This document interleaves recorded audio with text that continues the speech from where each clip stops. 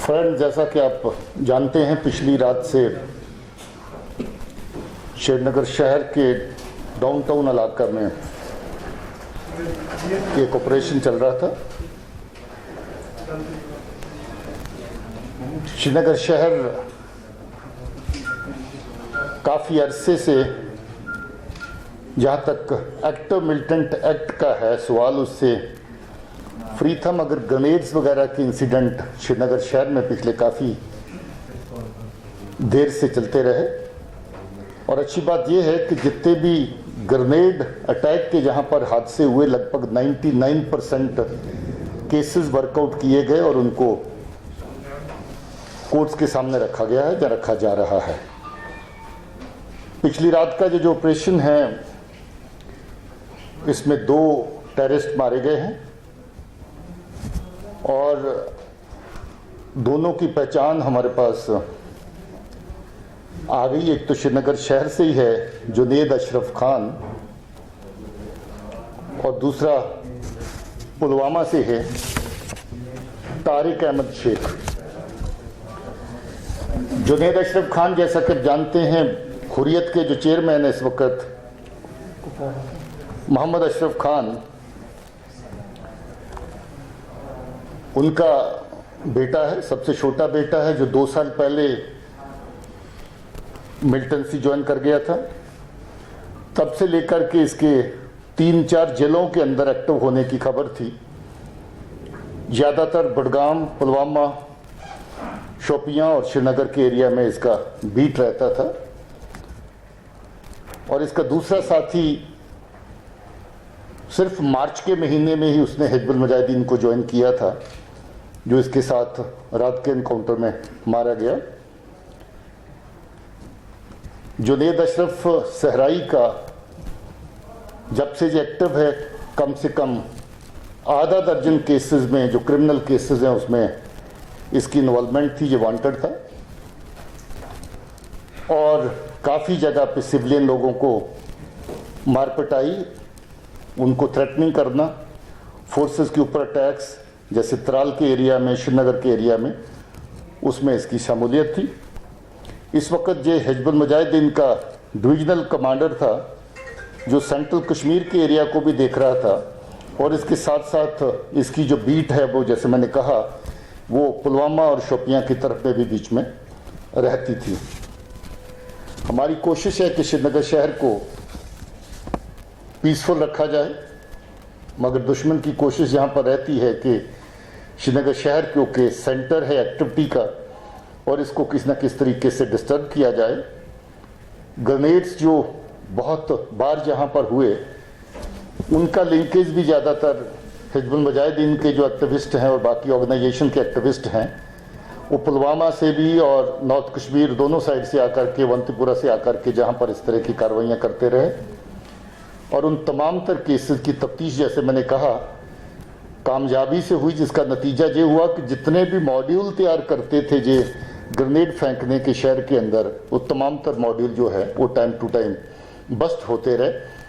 और कम से कम 1 दर्जन लोग ऐसे हम लोगों ने उन केसेस के अंदर गिरफ्तार किए जो ग्रेनेड थ्रोइंग की एक्टिविटीज़ में शामिल थे। हम उम्मीद करते हैं कि जहां जो इन लोगों की तरफ से जो साजिशें बन रही थी श्रीनगर शहर में अटैक करने की, कहीं किसी न किसी जगह पर, और हम लोग काफ़ी अरसे से ट्रैक कर रहे थे, और कल हमें जो खास इतला मिली इनकी मौजूदगी डाउनटाउन में, उसके मुताबिक हमने जो ऑपरेशन लॉन्च किया था, और उसमें पुलिस को और हमारी जो फोर्सेस हैं, CRP साथ में थी, इनको इस ऑपरेशन में कामयाबी मिली। जब वो जब चल रहा था तो हमें सुनने में आया था कि 3 मित्रों, क्या वाकई 3 थे या ये वाकई 2 ही थे? और दोनों नहीं, 2 ही थे शुरू से। उसमें 3 का खदशा इसलिए हुआ था कि एक घर में से निकल के दूसरे घर में शामिल हो गया था, जो बाद में लड़का दूसरा जो मारा गया तारिक, तो उससे एक बार लगा था कि शायद 2 ना होकर के 3 हैं। एक घर की और इन्वॉल्वमेंट हुई जहाँ से फायर आया, मगर ये दो ही थे और दोनों ही मारे गए हैं। इनके मारने के साथ हम ये समझे कि उन्हीं दो पर मिलिटेंसी यहाँ मबनी थी या एक्सपेक्टेशन कुछ और भी? मतलब देखिए, मिलिटेंट का तो कोई फिक्स्ड एरिया नहीं है, वो तो एक जगह से दूसरी जगह कहीं भी जा सकता है। और भी लोग हैं जिनके बारे में इतला रहती है कभी कभी, जो सिटी के आउटस्कर्ट्स पे आगे पीछे आते हैं। एक दो ऑपरेशन हम पहले भी ऐसे कर चुके हैं उनकी तलाश में, और जहां सिटी पुलिस और बाकी फोर्सेस मिल करके इस ताक में हमेशा रहती हैं कि अगर कोई बाहर से आकर के जहां मिलिटेंट से रिलेटेड इंसिडेंट कोई करता है तो उनको यहाँ पर उससे प्रिवेंट किया जा सके। भैया ये पता लग पाया कि ये इनका मकसद क्या था स्कीम में आने का, और दूसरा कि जो फोर्सेस को कुछ नुकसान उठाना पड़ा है इस ऑपरेशन में?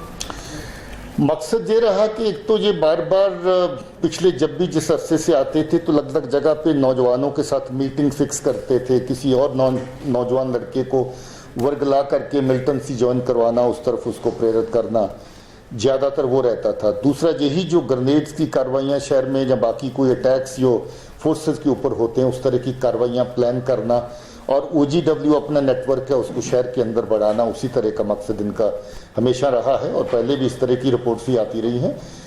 दूसरा जो हमारे फोर्सेस की तरफ से इस ऑपरेशन में नुकसान हुआ, सुबह हमारे SOG के एक नौजवान साथी को लगी थी, गोली की इंजरी थी उसकी, और दूसरे एक CRP के जवान को थी। दोनों को इवैक्यूएट किया गया था, दोनों इस वक्त आउट ऑफ डेंजर हैं।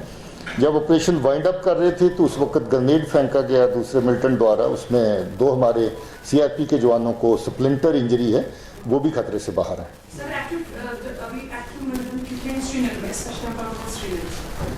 श्रीनगर देखिए, सेंट्रल कश्मीर कुल मिलाकर के जो इसकी तादाद है ले दे करके वो 13-14 के करीब बनती है, जो इधर तो नहीं है ज़्यादातर, मगर जब आते हैं तो हमें उनकी खबर लगती रहती है। सर, पाक बेस्ड रिपोर्ट्स के अकॉर्डिंग में देखा जाए तो अभी रिसेंटली गुलबराजी ने अपना नया ऑपरेशनल कमांडर को अनाउंस किया। सो जुनैद की कुछ अपने with in the outfit differences थे, was there any kind of report? नहीं, ऐसी कोई रिपोर्ट हमारे पास नहीं थी। सर, टोटल कश्मीर में स्ट्रेंथ क्या होगी मिलिटेंट्स की होगी अगर हम बात करें, और क्या हम समझें कि रियाज नागपुर और जुनैद सहराई लीडरशिप आपने इनकी किया? देखिए, ये आप लोगों का हमेशा एक फेवरेट क्वेश्चन रहता है कि कितनी तादाद अब है, तो मगर ये डायनामिक तादाद रहती है। कभी कोई नया लड़का ज्वाइन करता है, अनफॉर्चुनेटली हम नहीं चाहते नया बच्चा को ज्वाइन करे इस रास्ते पे, और थोड़ा बहुत फ्लक्चुएशन इसमें बनी रहती है। मगर मैं इतना बता दूं कि जो साल के शुरू में जितनी तादाद थी उससे काफ़ी कम हो चुकी है अभी, और अभी कोई 240 के आसपास करके जो टोटल तादाद अभी बनती है। जो सर एरिया जहाँ पे एनकाउंटर हुआ है डेंस एरिया है, श्रीनगर हो रहा वैसे पूरा शहरी खास डेंस माना जाता है, तो डैमेज वहाँ क्या हुई है? कोई सिविल इंडिविजुअल जिस हिसाब से मकान को with in short period of time जो आग लगी है उसके बाद फायर टेंडर भी बुलाया गया था, तो वहाँ से देखिए बहुत साफ सुथरा ऑपरेशन हुआ है। इसमें हम लोग इसी बात का एहतियात कर रहे थे क्योंकि कंजस्टेड एरिया है, कहीं कुछ ज़्यादा आग वाग का वाक़ा हो जाए, बाकी चीज़ें हो जाएं तो रोकना मुश्किल हो जाता है। इसलिए हमने एम्बुलेंस का इंतज़ाम, बाकी चीज़ों का इंतज़ाम पूरा रखा। रात को 3-4 घंटे इसी बात में लगे कि हम पहले घर के मेंबर्स को वैक्यूएट करें अच्छे से, और उसी के दौरान रादर हम लोगों के अपने 2 लोगों को इंजरी भी हुई। जब घर से वैक्यूएट करने के लिए आगे बढ़े तो आगे से फायर आया, तो पहले हमारे 2 जवान उसी में इंजर हुए। घर का भी कोई खास नुकसान नहीं हुआ है, वो आग वाग क्योंकि ग्रेनेड वगैरह चला रहे थे, बाकी चीज़ें अंदर चल रही थी तो उसके चलते आग लगी, मगर हमने आग पे काबू पा लिया था। नेट और फोन पर पाबंदी कब तक?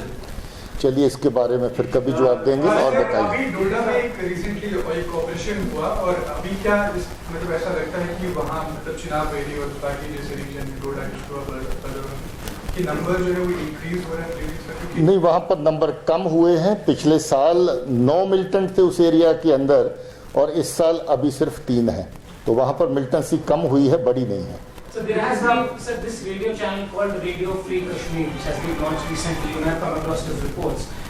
In their first broadcast, they broadcast speaks of Gilani, Levi's and all. Is the police aware about the launch of this radio station, where reports are that this is coming from Pakistan, it's airing in Kashmir, and is also online? Is the police aware about this sort of thing, that propaganda that they're running, and what's the police doing?